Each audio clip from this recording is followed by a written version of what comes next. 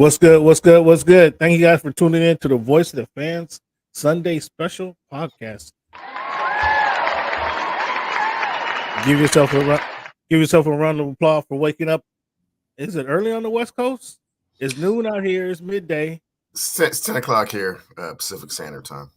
I mean, but is that early? Is that if people aren't just getting out of bed? I know it's before church, but people ain't just getting out of bed. Um, it's brisk out here, buddy. Last week it was 60 degrees. Just not even last week, a few days ago, it was 60 degrees.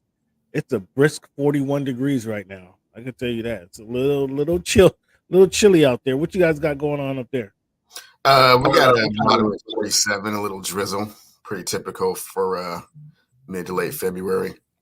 Well, yeah, you can keep the drizzle. What up, Lee? Thanks for tuning in, big dog. Appreciate having you. Yeah, you can keep the drizzle. You can keep the drizzle. So as we know, it's wintertime around the country for the most of us. And every February it's typically not right after the Super Bowl, but because the Super Bowl has been pushed back into February, now it's right a week after we have the NBA All-Star weekend, which again is usually mid-February, but the Super Bowl and the NFL just keep pushing their season further back. I mean, I don't know why they don't move it up. So we started either on Labor Day. Is it Labor Day in September? Yeah. Or that Labor Day weekend, like it used to start the first weekend in September. I guess they want to give it the Labor Day weekend and then start it the next weekend, whatever the reason is. They keep pushing it back. But now we're right up against it. 1 week after the Super Bowl, we get the NBA All-Star Weekend, Cleveland. And we're going to talk this heavy NBA All-Star Weekend, fans.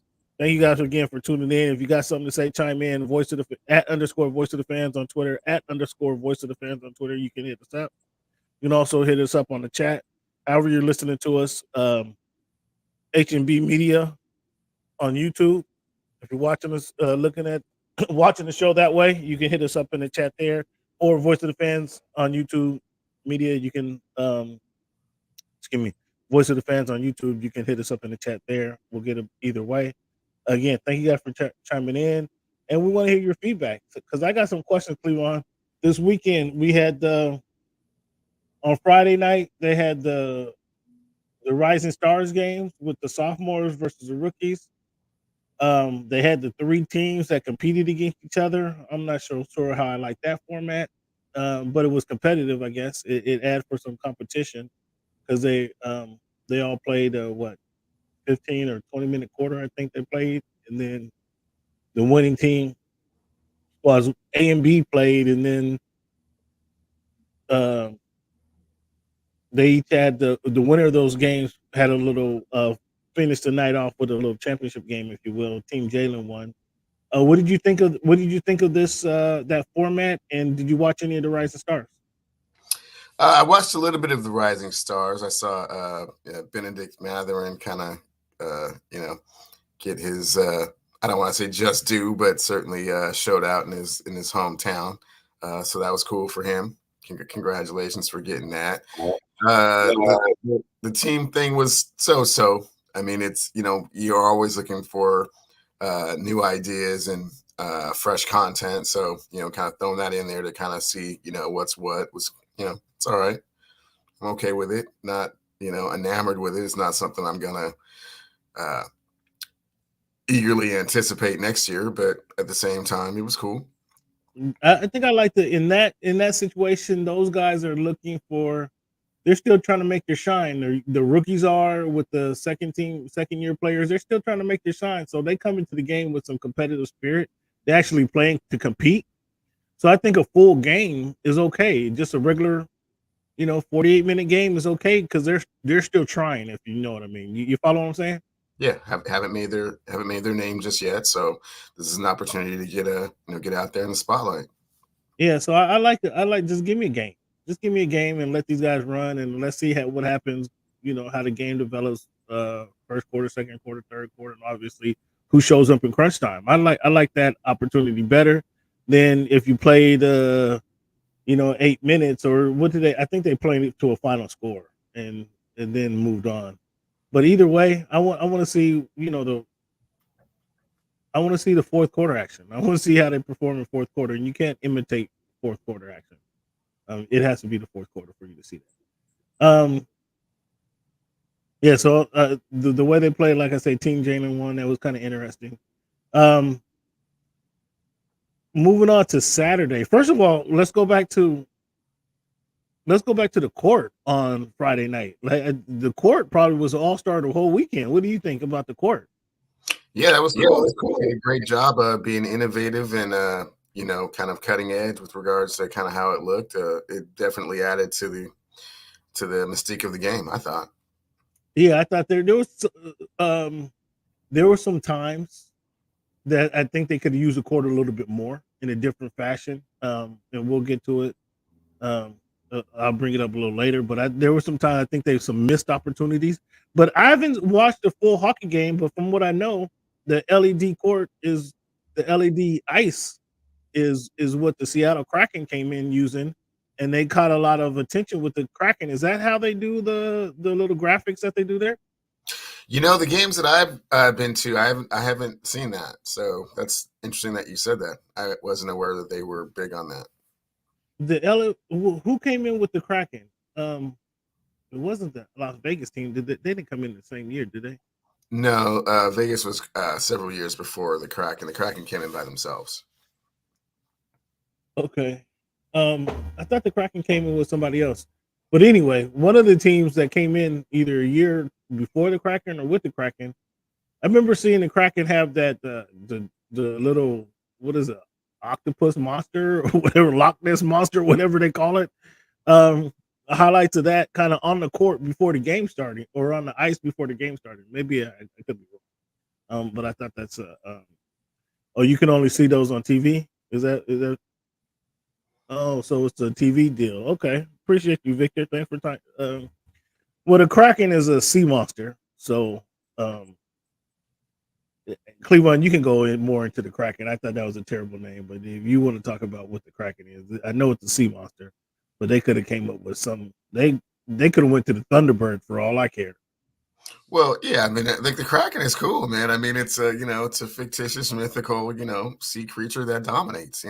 That's what we're trying to do up here. So, made the playoffs last year, and fictitious, mythical. See, it's cool. That's where you lost me when you say fictitious, mythical creature that dominates. I mean, no, that's fictional. The Seattle Thunderbirds, man, would have took it and brought back some legacy. I would have the Seattle Thunderbirds. I mean, that was legacy right there. Bring it back. Let those guys get some shine, in my opinion. But that would have been too easy for the city to revolve on it, look back on some legacy. But yeah, I thought the courts. I thought the court was pretty cool. I thought the wing jets. Come on, no, I'm not. You missed me on that one. The wing jets. I'm good, Victor. But Indy winning the skills comp, the Indianapolis Pacers. They was calling Indy for short, obviously. They win the skills competition. I thought that skills competition was kind of trash. They go through the obstacle course. Then they end the game by shooting just a half court shot. I mean, that's trash. I mean, what are we doing? Is that a skill really in the NBA, the half court shot, or is that luck in the half court shot? What do you think? I mean, I think Steph Curry and Damian Lillard would tell you there's a skill to it. Right. Okay. Right. Yes. Those are the two of the best shooters in the game. Yes, they would. That's for the rest of the NBA. Is that when they're launching at the end of the buzzer and they launching that half court shot? Is that 1 out of 20 that's going in? Is that 2 out of 20 that's going in? Come on. Anyway, my point is to take that out of the skills competition. It really that's not a highlighted skill in NBA. I mean, that shot going in, it to me that looked worse than the guy going up there and missing 5 dunks in a row and makes it on the 6-1. When it even takes longer. It even took those guys longer to hit a half court shot. It was 3 of them, and it was probably we saw 40 shots go up before somebody made it. It was just guys just chucking it up, heaving it up. That's That's not a skill in basketball. Take that. Just skip it. I'm sorry. I'm not rocking with you, fan. Do you think the half court shot is actually a skill in basketball? Let's answer that question because it looked horrible. The guys just running back, chucking it up, just keep chucking it up. It looked terrible to me. I think that they should, for the skills competition, they should go back to incorporating the WNBA players. I always thought it was cool how they had the local players playing against some of the fan favorites players in the skills competition.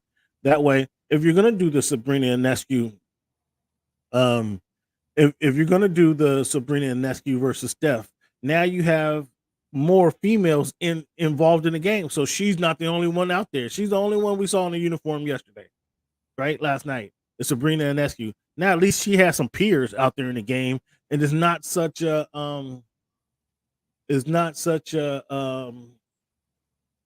moment that's the standalone moment for the weekend. You follow what I'm saying? There's you involve. I mean, you're paying the bill anyway. Involve the girls, involve the females into the involve the WNBA into the All Star Weekend. I thought that was cool how they had them rotating, and now that's an actual skill. Those are actual skills. I'm not so sure about the obstacle course where they have the bounce and pass is cool. Where they have to dribble between the cones is and then they have to race down and shoot a 3-pointer. I like that. Or they had the spot where they had you shoot the 3-pointer, the 5 spots, the 3-pointer, the spot, the elbow, elbow from the left, elbow from the right, the wing shot to have to make those shots in unison. I kind of agree with that, but take out the half court shot, bring back the women. Those would be my suggestions. What do you think about that? Those are okay. As you were saying that, I think perhaps bring in like moving targets like they do in the NFL. You know how quarterbacks, have to throw it through the net from different yardage distances. Maybe have moving targets where they have to throw the ball through the target. From different distances. Perhaps would make it better. Maybe a bounce pass, a chest pass, but it's hard to do that in a skills competition setting. So I think they try and do the best they can. They're always trying to recreate, past All-Star game magic. So I mean, they're looking for moments, but again, I'd say bring in the moments, include the WNBA in it. Yeah, you got Jokic and Dame winning games from the logo. Yes, you do actually, Victor. Yes. Steph can hit that logo 3. Those are 3 players out of 450 in the NBA. Okay, so do we want everybody on the team trying that logo 3-pointer to win the game? No, you don't. You probably don't want that, Victor. And if you watched it last night, that's the feeling I got, that the guys chucking up that half court shot. It was as bad as the guys missing 5 or 6 dunks in a row. It was that bad to me, in my opinion. I could be wrong, but it was that bad to me. Thanks for tuning in from Winnipeg. We got Winnipeg tuning in. Appreciate that, Victor. Thanks for your time. Dame repeats as 3-point champion. I mean, he was hitting them when he was hitting when it needed to, right? Well, that's what he does. He's a marksman. That's what he does. Oh, he missed 4 out of 5 on the last rack, but the last ball was for 2 points and gave him the win, right? It was the money ball. Yeah, it was the money ball. I mean, so that's so he's a marksman now. That's what he does. Yeah, for his career, you've been paying attention. Yeah. What do you think about Sabrina? I mean, Sabrina got as many points as Dame did. So Sabrina would have pushed Dame to a shoot off. Had she been in the 3-point competition. Now, I don't know if we want to go that far and say that there should be women in the 3-point competition. Like, I don't know if the guys is going to go for that. The one-off is good, but does Sabrina and Kelsey Plum and who's the girl from who's the girl from Phoenix? Do they bring the girls in and have now instead of a 6-man squad, now they have a 9-man squad, a 9-person squad with the 3 WNBA players? Do you think they go that far and invite the WNBA players to be participating in 3-point shootout? Do they go that far? Cam, I don't know if they go that far, but I will say two things. I was in a room full of people that were like, you cannot say Steph Curry is the best shooter in the league if he loses to Sabrina, first and foremost. Okay. Secondly, there was some pressure on Steph. There was a lot of give pressure. Steph Curry all the credit in the world. Sabrina put up a real big number. And if Steph would have gone first, I'm not so sure, man. But he knew what he had to get. It was like, oh, okay. I'm not going to be embarrassed here on national television. And man, he was locked in that last rack. He knew all like, wait, what's going on here? She put up the 26 real easy, and fortunately for him, she missed those really those money balls. Yeah. Not that could have been 30. That could have been. He missed his balls too. He missed his money balls too, though. But I don't think you're right. I don't think they're not inviting the women to be in a 3-point shooting contest. They're not. I don't foresee that happening. If one gets a chance next season, Caitlin Clark as a rookie in the WNBA, if she gets a chance to shoot out with somebody else, or she challenges somebody else, or yada yada yada, I do not think there's be a 9-person rotation with the WNBA players. It'd be cool if they did it, but I don't see that happening because that was a lot of pressure on Steph to step up there and get 26. Again, that was a winning number that Dame got, and Steph had to outdo that to just to save face. just to save face. So that was cool. That was cool though. Shout out to Sabrina, who she came in there cashing. And she came in there cashing in. So shout out to Sabrina for what she did. That was super dope. That was a good moment in the NBA. And that's opportunity. But I don't see the NBA players association agreeing to that one right there. Too bad there's not women who can dunk, consistently. Because that's still shout out to Jaylen Brown. He's been the first NBA All-Star in been a decade to actually participate in the dunk contest. So shout out to Jaylen Brown for that. I thought what's up, Boots? Thanks for tuning in, big dog. Shout out to Jaylen for participating in the dunk contest. Matt McClung actually repeated as champion. Matt gets up, bro. You can't say Matt is not a dunker. However,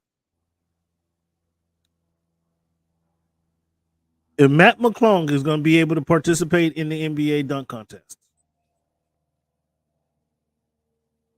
they should essentially, if G Leaguers are able to participate in the dunk contest, they should have a new G Leaguer every year. Somebody, 1 or 2 every year that get their chance to get some shine on the NBA All-Star weekend. Because they need to add some freshness. They need to add some fresh faces, some competition. And if kudos to Jaylen Brown again. The first NBA All-Star to participate in seems like a decade. But that's what they need. They need either the All-Stars, however they can get them to compete. He was okay. He wasn't. There's no argument that he should have won the dunk contest, is there? And from anybody in the chat, but it needs more star power, more name recognition for those guys to dunk. And if not, if this is what we got, bring a couple guys from the G League, bring a couple guys from these dunk contests around the world that they have, bring them off, and give them their shine. Because if the NBA is truly not, if the players, star players, I'm going to say, just are not going to compete, Let these other guys get some action. What's your thoughts on that, Cleveland? Yeah, if you don't truly have to be an NBA player, yeah, get some of them and one mixtape people, and whoever else is known around the world as a a high profile dunker. That's great. Uh, couldn't be any worse than that dunk competition. It was horrible. A lot of props. I'm getting tired of seeing people jump over people. That's getting a little played out. Matt McClung dunking over Shaq. I mean, you didn't like that? I mean, come on, man. He certainly, propelled himself up. It was painfully obvious he was doing that. And it looked like these cats out here couldn't even palm a basketball. They were all just barely getting the ball over the rim. Somewhere Aaron Gordon and Zach LaVine are Rolling laughing over about the this. Like, early embarrassed. Like, wow, that's the dunk champion. I mean, somewhere Vince Carter's like, wow, is that all you got to do these days and win a dunk contest? Because it looked, very pedestrian to me. It didn't look like someone that was just like, whoa, that's just amazing. Not at all. Best. But it takes so many times for them to complete their dunk anyway that it's, the anticipation is pretty much gone. It's like, either do it or don't do it by this point. It's not even, that awe factor after a while. The best dunk. What was the best dunk of the night? I thought the best dunk came from Toppin, the young Toppin brother. He just didn't get to the finals, but the between the legs reverse, the reverse dunk, kind of 360-ish dunk. I thought that was the best dunk of the night. But McClung, I mean, when he had to shine, he jumped over dude, like he caught the ball and then kind of grabbed the ball and then kind of recaught it and still dunked it. I mean, the dude must have a 50-inch vertical. Yeah, and has always had that. So it's not a surprise that he's winning the slam dunk contest again. I'm assuming that they just let him in the contest to have an opportunity to repeat as champion, because otherwise, again, where are you pulling these people from? Yeah, because he just find him. He just signed a 10-day, like 8 days. Sounds like he's just barely hanging on in the G League. So or maybe they just gave him this because they knew the dunk contest was coming up and they had to make it somewhat official. So go play for so and so, and we'll give you this jersey, and you can say you're affiliated with the NBA. He literally signed a 10-day 8 days ago. So let's see let's just keep a close eye on that. Yeah, man. They need star power in the dunk contest. They're desperate for star power in the dunk contest. Speaking of the dunk contest, Cleveland, and just kind of reminiscing, what was the most memorable dunk contest? Was it Dr. J back in the 70s? Was it the most memorable one for me? I'm maybe someday I will get over it. It will always be 88. Dominique against Michael Jordan. That was Chicago. That was in Chicago. Oh yeah, I know the politics around it. I know you already know in Chicago. I just remember Dominique's last dunk, and not sure I've seen 10 dunks since then better than that one. That one should have closed the door. But of course, Jordan taking off from the free throw line, and everybody was just, oh my God, I haven't seen that. And in Chicago, and 50s, I didn't feel that way about the dunk contest. I thought Dominique clearly won that one. After that, you have to fast forward to Zach against Aaron. I mean, when Aaron Gordon took the basketball off of a spinning mascot, went through his legs and then behind his head, and did not win that dunk contest. That was crazy. You just told me you didn't like the props, though. You just it's different when you're putting on. It's different when you're putting on. You just said that. No. Well, then let me clarify. You see how we deal with the moving goalpost fans? He just said that 2 minutes ago. Clarify my comment. Please do. Please clarify. I'm talking about when you put the glove on and the different jersey, and this person is laying down and this person has the back. Okay, all that's cool. A spinning mascot with the basketball spinning around in a circle 10 feet in the air, you jump up, grab the basketball, put it through your legs and behind your head. That's way different. That's you can use a prop in that example. So The other wait, one, so the the other spinning one, mascot, on the little roller scooter, that's okay, that's but okay. Shaq holding the ball and dude Yeah. jumping over Shaq, grabbing the ball over Shaquille O'Neal, who we know is 7'3", over Shaquille O'Neal dunking. That's not you like No. the spinning mascot better. Spinning mascot, yeah. Why? Because he has a green fur on him, or I mean, what's the reason? Cameron, the absolute degree of difficulty. Look at what you're doing, man. A basketball spinning around in a circle, you can jump up in the air, grab that, put it between your legs, and then behind your head in the air. I mean, that wasn't the best dunk that day, though. That wasn't the best dunk. When Gordon jumped up and had the ball under it, he actually sat down in the air and passed the ball under his legs and then dunked it. Like I thought that was the best dunk of the day. The spinning mascot was cool. Again, no argument there. That could have been the winner. But when Gordon jumped up and went under his legs, I mean, he sat down in the air. I mean, not only he sat down for 2 or 3 seconds as he's ascending and put the ball under his legs. Like it wasn't between his legs. He went under his legs, grabbed the ball and dunked it. I mean, come on. Amazing. that was probably the signature. That was probably the signature dunk contest. Now there have been other dunk contests where they had signature dunks. Obviously, the Vince Carter was amazing. I'll even give it up to Blake Griffin for jumping over the car when Barron threw it through the sunroof. I mean, there are dunks that kind of stick out. He jumped over the hood of the car. Like it wasn't the. Okay, well, you hear what I'm saying. And again, it's a little hokey with the prop. A little bit, but he did jump over a car.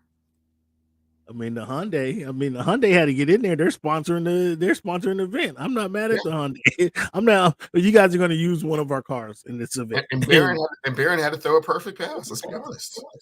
I mean, that's Barron's job is to pass the ball. True. But I mean, and he nailed it. He didn't need at that time.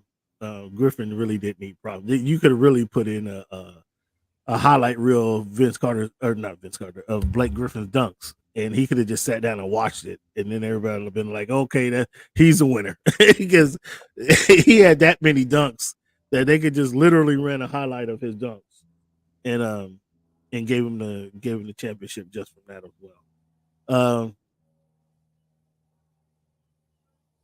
So there's only 3 memorable contests, is what I heard from you just right now. You got MJ over Dominique, Vince Carter, and then Zach LaVine versus Aaron Gordon. Those are the only 3. Those are the top 3 moments in NBA dunk contests. Those are the ones that stick out. Like I say, there are some individual dunks that stick out. I remember Rex Chapman in I think was that 90. And I'm going back a little bit. I remember I was flipping back and forth between the Mike Tyson Buster Douglas fight and the slam dunk contest because they were on at the same time for some reason.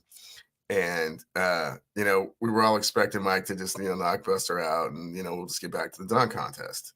And the fight just kept going on and on. That's weird. Why is this fight still going on in Tokyo? But okay. And I remember Rex Chapman came out with the first dunk, and this is the first time he had dunked. Like nobody, I mean, people had seen him at Kentucky, but didn't really think too much of him in the dunk contest. And he did the dunk where he went behind his back over his head, grabbed it, cocked it to the left, and then brought it back to the right. And they just were not expecting it. He got an incredibly low score on it, but it was like, it kind of like set the tone really, really early for the contest. And then like people are like, okay, I have to like really step my game up because this is just, somebody I never really heard of or didn't really, anticipate or expect to be a factor in this. And right off the jump, he's in here. I remember Kenny Skywalker with these windmill spin around. I was like, ooh, that's ferocious. Wasn't expecting that to come from him either. So, there are moments here and there where you kind of remember certain dunks and you're like, okay. But the dunk contest as a whole, yeah, it would have to be those three. Yeah, J.R. Ryder, did he lose? Isaiah, did the East Bay Funk dunk? That was hot at the time. For sure. Yeah, right at the time, yeah, exactly. And then everybody was kind of trying to duplicate that same dunk. Like if you could do that one, then you could really dunk. Yeah, that kind of established you as like a legitimate dunker if you can do that one. Yeah. Best memory. So we got the All-Star game coming up this afternoon, this evening. Best memories or the most memorable moments in the All-Star game. From All-Star game. You want to go first? I got a couple games that stick out to me.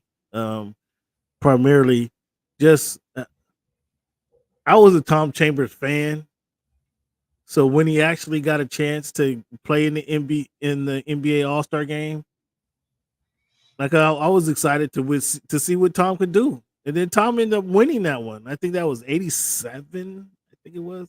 He ended up winning that one, and so it kind of told you that they do cater to the hometown guy, right? That's what they do cater to that hometown guy. But did he earn that one, or were they just catering to the hometown hero? Oh no, they were feeding him. They were definitely catering to the hometown hero. I was actually at that game in the Kingdome, and what I remember about that game is Rolando Blackman getting fouled at the end of the game, and he had to make three throws to send the game into overtime. And I remember I forgot who was in his ear, just trash talking him to death at the free throw line, and he stepped up and hit all three. Yeah. I was like, wow, okay, that's a pro. Yeah, that's when the game mattered. That's when the game matters, when they were still trying. So that's a different era altogether. So it's hard to kind of equate that to what they're doing now. So the problem is from then to now is not everybody was making $30 million a year. So that extra 25 grand, 50 grand that they were making, like that was a difference maker, right? That was a difference maker. And who put it that way? Well, they say that in the Pro Bowl. Excuse me. Years ago in the 80s and 90s, when everybody the Pro Bowl was in Hawaii, that 100 grand that the winners would get would pay for their families. That recoups the money that they had spent on their families and friends to all come to Hawaii and for that week in Hawaii. Yeah, I think Herm Edwards alluded to that. Like that extra check was significant.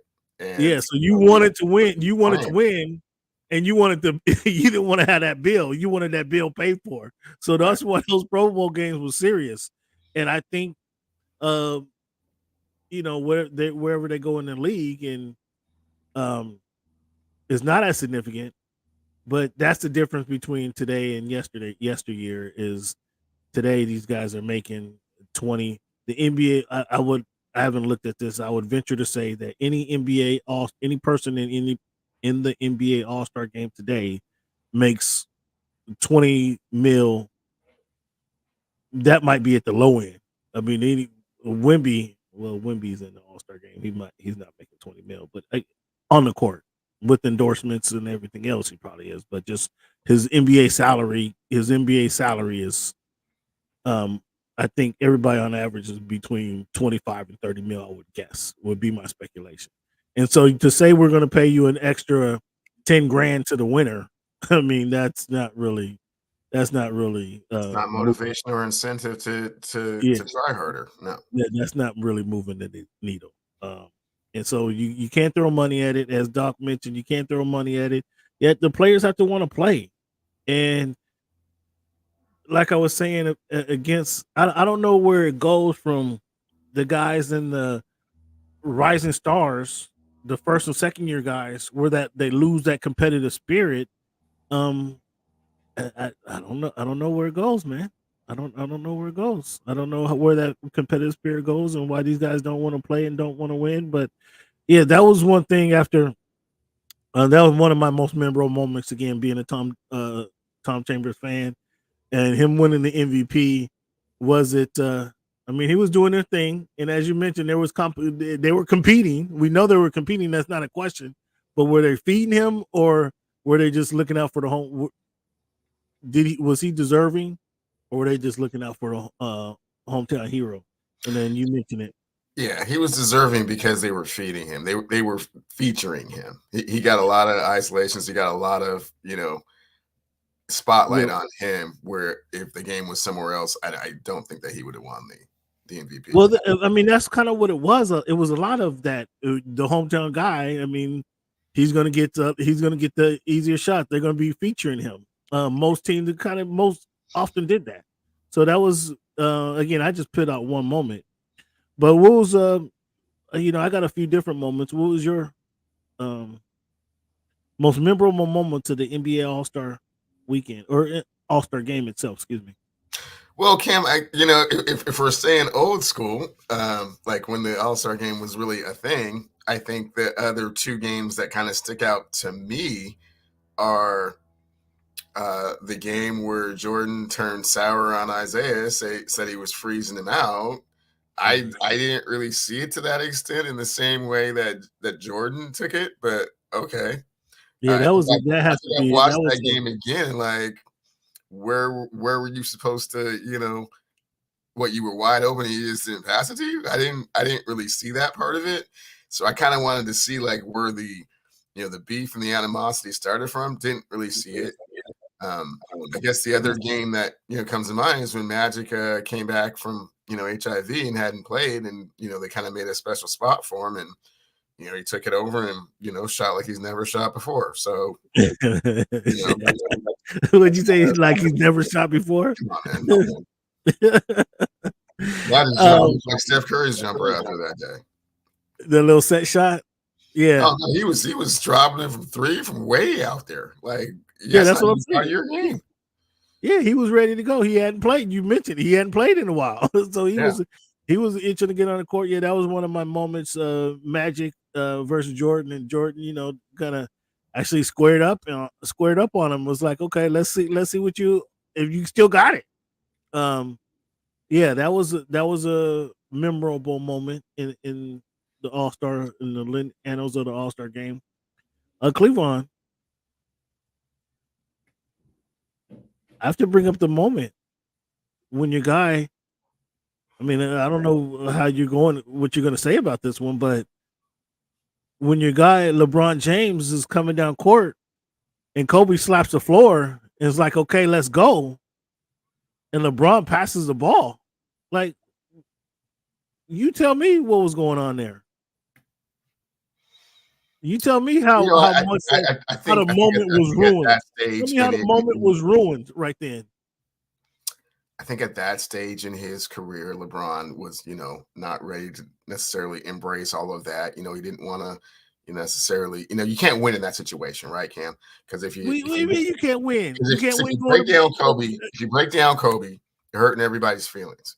If you don't break down Kobe, well, then you're not who you say you are. So rather than put himself in that situation, just pass the ball. Mm-hmm.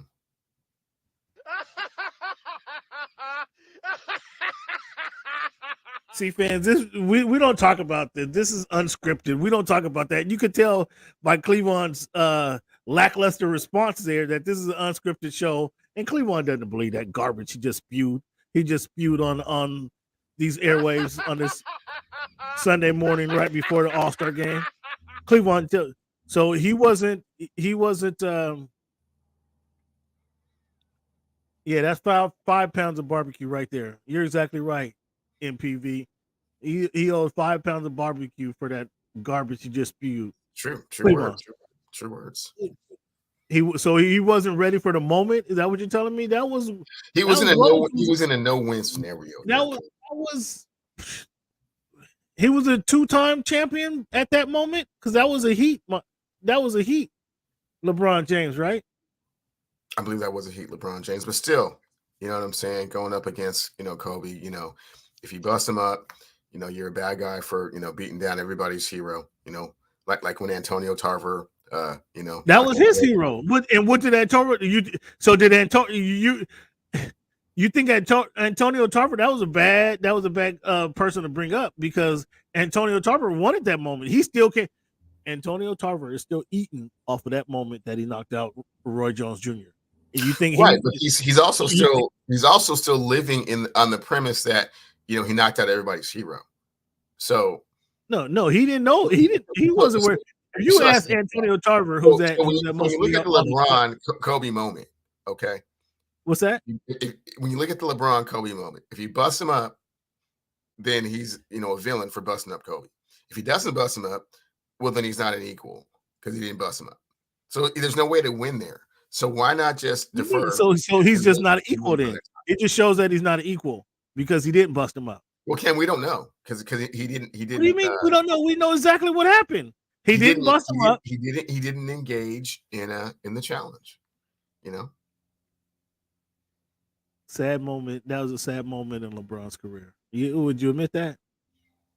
I won't say sad. I mean, I think it was just a business decision.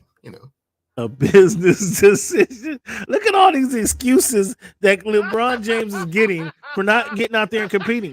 So does it business decision lead over into the rest of the guys not being competitors? No, they're not really competing now because the All-Star game is just a celebration. It's a festivity. There's really nothing to. So LeBron James has nothing to do with this moment. That LeBron James failed moment has nothing to do with the NBA All-Star game being what it is we see today. Is this what you're telling me? Because what do you think would have happened had the roles been reversed? What do you think would have happened? Well, Cam, I mean, if they embraced it and kind of actually took it seriously and had something to prove, no. If Kobe was coming down court on LeBron James, what do you think would happen? Would Kobe pass up the moment? You think Kobe Bryant would have passed up that moment? Depends. I'm not. Depends on what? Listen to this guy. See, I got Cleveland in a hard spot right now. He's talking. He's caught between LeBron James and Kobe Bryant, a rock in a hard spot right now. Who do I speak on right now? Cleveland's caught, and he doesn't want to answer. This has happened a few too often now on the Voice of the Fans podcast, where my co-host just does not want to engage in the conversation. Now, like LeBron James didn't want to engage, Cleveland still doesn't want to engage in the conversation. I didn't say I'm engaged in the conversation. I can't speak on what Kobe would or would not have done. I don't know.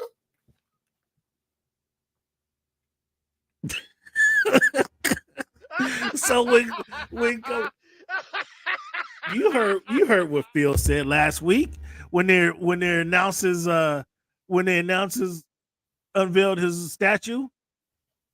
Phil Jackson said he set up a meeting with Kobe Bryant and Michael Jordan. Kobe's first year in the league, second year in the league. It had to be his third year when Phil first started coaching him. And he said, I set up a meeting, right? Before the Lakers and the Bulls played, he set up the meeting with Michael Jordan. And he wanted Michael to give Kobe some tips on, how to move in the NBA.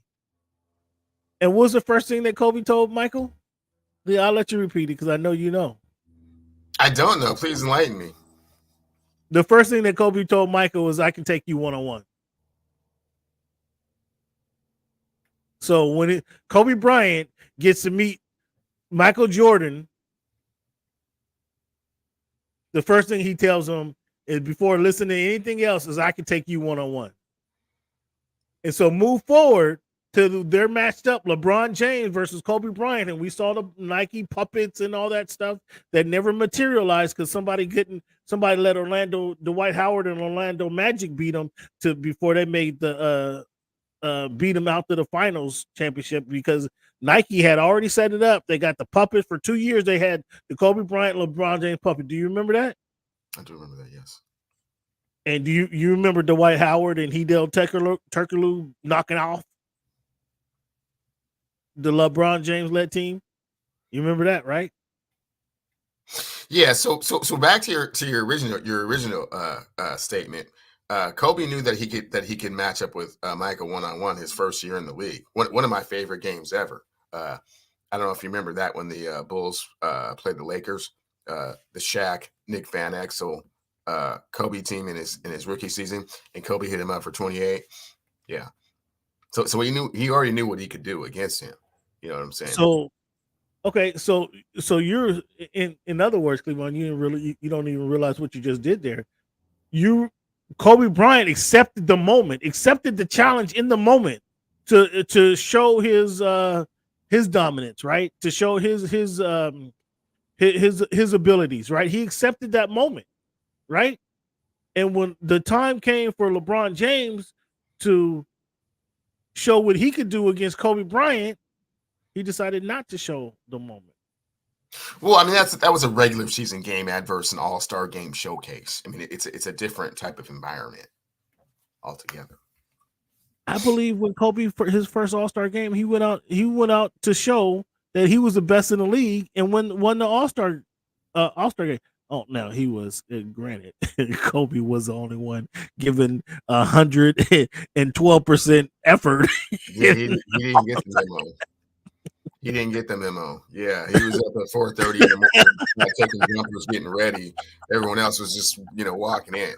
So yeah, he didn't understand. Kobe Bryant.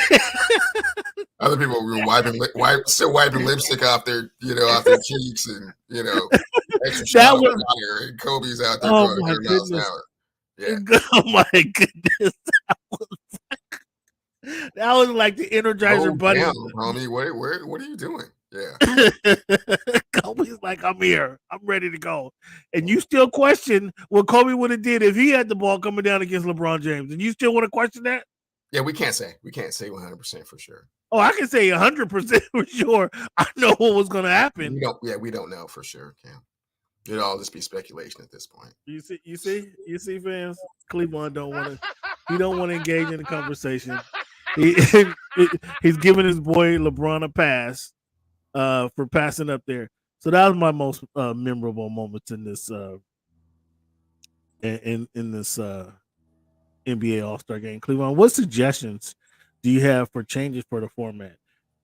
There's no more 1/4 game in the Elam ending. I wasn't a fan of that either. Anyway, I did like the players draft though. I did like the players drafting. I thought that was pretty cool. Adam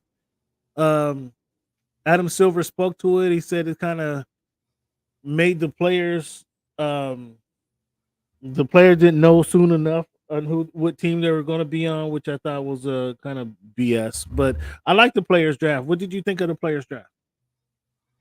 I thought it was cool. Pick a captain and then grab players around you that you think mold and mesh with your team as best you can. With your style of play. But of course, you have to incorporate coaching and rotation into that as well. I think the only thing that you can really do is somewhat, and this may be a little pretentious, but level a penalty if you don't win it. A penalty if you don't win it. What? Yeah, there's something to lose if you don't win. I mean, you can't do it like baseball. I guess I am kind of coming around on the idea that in the Major League Baseball All-Star game, the winning team gets home field advantage. I didn't like that. I thought that was absolutely ridiculous concept to start with when it was announced. But it does. There is an impact. Right there is automatically an impact. You have an impact whether you win a championship or you have a championship squad or not. There is an impact to winning the All-Star game, right? And it's not no money. You can't count it in dollars, right? All these players in Major League Baseball, everybody gets $100 million contract. What do you think? Could that work in the NBA? Well, the problem with that, Cam, is that the participation would be top heavy because the teams that had more to play for, and like, whether you got the home court advantage being in the Western or Eastern Conference, like the top four teams, like those players would be playing really, really hard. Would like the bottom four players be playing really, really hard? I mean, they wouldn't be taking it nearly as serious, so you would get more participation from the teams that were really good. But from the game as a whole, it's hard to say. Um, but fine them. Not fine them, but like 200 grand in the winner, 100 grand light in the pocket to the losers. I mean, or winner take all. I mean, the money. So, did they end that Bootzilla? I'm not sure they ended that. They did actually in that, yeah, because it was giving them kind of. It was making like an all or nothing for the All-Star game, and that's not what the All-Star game. That's not the point of an All-Star game. The point of an All-Star game is to acknowledge the handful of elite players and kind of say this is who we think they are and have them play against each other. But there's something to be said for. It's just more of like for acknowledgement than anything else. The actual who's better or who's not better. So it's just for fun, is what you're saying. It's just for fun. It shouldn't impact the season, is what you're all saying. I mean, if you want the game to be more competitive, you would have to go way out of your way to make it more competitive because that's not what an all-star game is designed to be. It's not designed to be like a who's really better or not. It's interesting to kind of see, but it's not really real. So if we win America versus the world, would that be more competition? Now, I don't think we can do that. I mean, we might have been able to get away with that 4 or 5 years ago. Today, I don't think that's a good look. If they introduce that in 2025 per se, I don't think that's a good look. NBA versus the world. I just don't think that. 4 or 5 years ago, that would have been an awesome idea. Well, what's your thoughts on that? Why is it not a good idea now versus 5 years ago? Just the divisiveness that's infiltrated the society. Well, if you're talking about, I thought that you were trying to make the game more competitive. So if you're talking from more competitive, yeah, I do want to make it more competitive. Yes, all of a sudden you're taking Joker and Embiid and Luka and Wemby. That's okay. Like 5 years ago, there may not have been enough worldwide talent to make that a competitive game, but in 2025, 2026, especially with this influx of all these players that are supposed to be coming in from France in the next year or two, that game could have a completely different meaning. And if you get some of these other players that are not, well, I guess it depends. If you got, well, it's hard to say because there are other players that play internationally that don't play in the NBA that perhaps could contribute to that, but right now, there's enough international players in the NBA. But I think now there's probably enough of an international presence within the NBA to do that. All of a sudden you got Siakam and Siakam. There is. Giannis there is. I love the concept. I love the concept, but I just feel it would be turned into something else and become more political than actual the on the court competition and fun. I fear that, and that's what I'm saying. It wouldn't 5 years ago. And I understand what you make a great point. There probably wasn't. There was not the foreign talent in the NBA 5 or 6 years ago that there is today. I certainly agree with you, but I think 5 or 6 years ago it wouldn't have been as political argument that it might be today, and that's my fear. I think it's a great concept. Because yes, you take Embiid, Joker, Wemby, Pascal Siakam, and you got this foreign. You got Luka Doncic, you got oh my goodness, and Giannis, and then you try to put him up with AD. Who would you put him up with against? AD, LeBron, Kevin Durant. Well, I mean, you have the rest of the league, so I mean that side could get pretty ugly too. That right there, that starting five would be, oh my goodness. Now you want to see, now teams are playing. I mean, again, when I say the divisiveness, maybe I should take that away because we do have the Olympics that's playing this year, right? And that's country versus country. So, I mean, it still happens, right? Countries are still competing. Could you imagine Could you imagine the competitiveness we'd see then out of LeBron, out of LeBron, AD, Steph, KD, if they had to go match up against Jokic, Embiid, well, Embiid's not playing today, but Jokic, Giannis, Siakam, Luca. Oh my goodness, would you be at your seat at your, you know, that would that not be must see TV? Well, what would even make that more interesting, Cam, is if you sent or how the second tier all stars would perform against those guys, because then you would get into the competition or the conversation very much like the Olympics. Like, well, okay, we didn't send our best players. That's why we lost. No, Everybody. we couldn't get Yeah, into that yeah, competition. yeah. We had That uh, eliminates that we had competition. we had Devin Booker and De'Aaron Fox out there. We should have had Lillard and LeBron. That's It's coaching. like Yeah, you that's start to get coaching into after. that Yeah. conversation. Bro, that would be, oh my goodness. Just talking about that. That got me all excited and tingly right now, thinking about AD versus Jokic, Siakam versus LeBron. Today we're talking about Giannis versus uh uh whomever, Luca versus Steph, Kyrie, whoever you want to say, KD. Oh my goodness. Could you imagine that squad? Could you? Oh my goodness, that Interesting competition would game. be that Jamal Murray on that other side too. Now you got to throw Jamal oh my Murray. again, you would Andrew Wiggins adding a little depth. Shea Gildress Alexander it'd be over there too. Hey, Woo-hoo-hoo-hoo!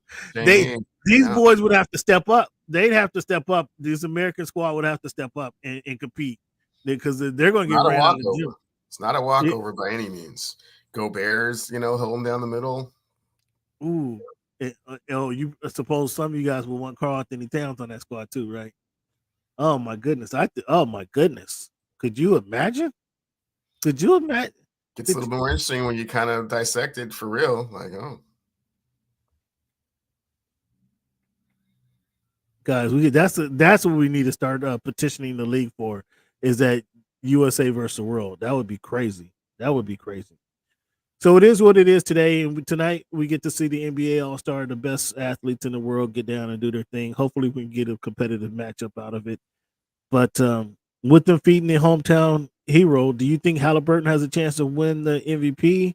Do you think Wemby has a chance to surprise the league and they see what the Wemby could do against the best talent in the world, or who do you think is in the leading candidate for most valuable player in the NBA contest of 2024? I think both of those are very doable. Like we've said in years past, they have kind of tended to feature the hometown player. So if he gets on a roll early and keeps it going, they're going to continue to go to him. Victor is going to get a chance to play in a game that's not nearly as structured as what NBA games are, and they don't play any defense. So you get a chance to see what 7-6 really looks like, doing some of the amazing things that he's capable of doing that, in a regular game, they just don't let you do. In an all-star game, it'll just be wide open. So, he may be catching lobs from the free throw line. You can't really say. Yeah, you can't manufacture competitiveness. We get that. But I mean, what's your thoughts on USA versus the world, SB?